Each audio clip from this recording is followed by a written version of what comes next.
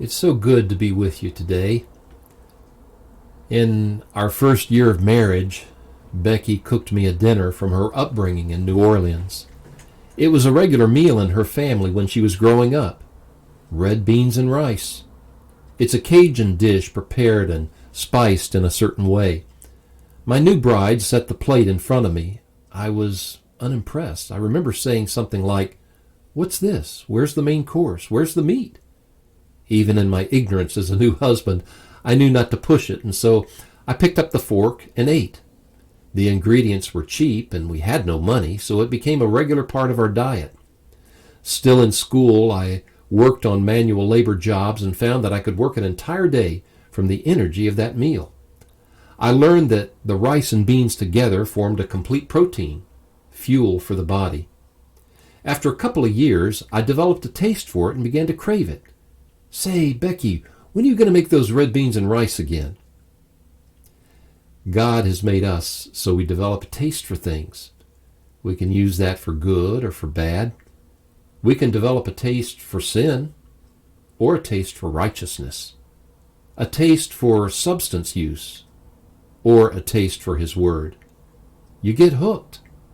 I remember reading my Bible for the first time and stumbling over the words. Now, I'm hooked on reading my Bible every day. It's changed how I look at life. I approach my day differently because of that daily exposure to God's words. There's no telling what grief I've avoided or what blessings I've stepped into by letting God's teaching affect the daily choices that I make. Proverbs says, "Trust in the Lord with all your heart, and lean not on your own understanding. In all your ways acknowledge Him, and He will make your paths straight. Do not be wise in your own eyes. Fear the Lord and shun evil." What wonderful words the Lord has for me every day. Things that I need to hear over and over. Things that at first I did not have a taste for. Now I hunger for it. I hope you have the feeling of being hungry for the Word of God.